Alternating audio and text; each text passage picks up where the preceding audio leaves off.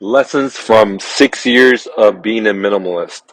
Lesson number one that I've learned is that your attention, your awareness is the most valuable positioning that you own.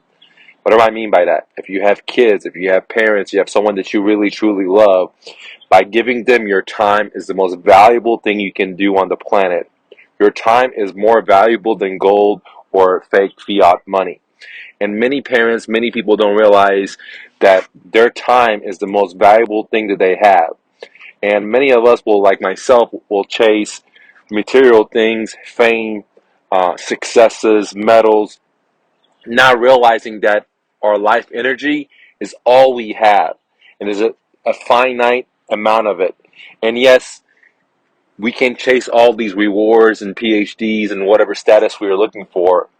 And point number two is that on your deathbed, all those material things will evaporate, will just melt down. Even when you're not even dead, when you're close to being dead, because you're so sick on a deathbed, you're going to realize that your job doesn't matter, that your title doesn't matter, that your businesses don't matter, your rentals don't matter. None of this stuff matters anymore because the only thing you're going to have is regrets of things that you hadn't done if you didn't take action, if you didn't listen to your heart. And not only have I seen many people die and seen the face on their faces, I've also read many different books of people's last days. And I've came to a conclusion of being a minimalist is that, number one, the time that you give someone is the most valuable thing you can give. If it's your kids, if it's your family, if it's your loved one. And number two, all the material stuff that you accumulate is going to melt down, is going to evaporate right before your death. And when you die, none of that stuff matters. But right before your death, you're going to realize that the kind of car you drive, how many rentals you have, how many businesses you own, if you have a master's degree, if you have a PhD, if you're this level, if you're a senator, if none of that stuff is going to matter, okay? And that's the second most important thing that I've learned being a minimalist for 6 years is that material things are only meant to be used by us. But unfortunately, a lot of us, we get sucked into this propaganda, into the dogma, whatever you want to call it, of owning more and more and more. And we're never happy of what we have today. Which brings me to point number three, which is being a minimalist for 6 years have helped me realize that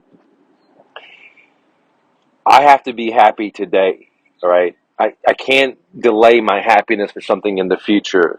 I can't, delay my happiness because something that has in the past. And for me to live my best life, I have to be present at right now.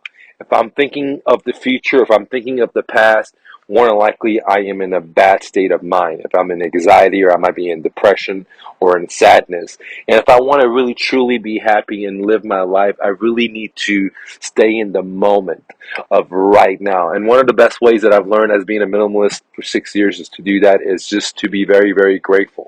Like as soon as I get up, thanking my mom and dad. I'm thanking my kids. I'm thanking my brother and his wife. I'm thanking my sister and her husband and her kids. And I'm just grateful to have these people in my life. And I'm just thankful for my own life and, that I have a leg, that I have an arm, that I have, 1 year, 2 years, whatever the story may be, okay? Because, as Romy said, he said that gratefulness is the wine. So get drunk on it in life, right? So get drunk on being grateful. So just to make it short, guys, there's a lot more stuff that I've learned. If you guys want more, I can do more videos for you. But the three most important things that I learned about being a minimalist for 6 years, I wanted to share with you because I think it may benefit your life one way or another. I'd love to hear your thoughts below. Peace.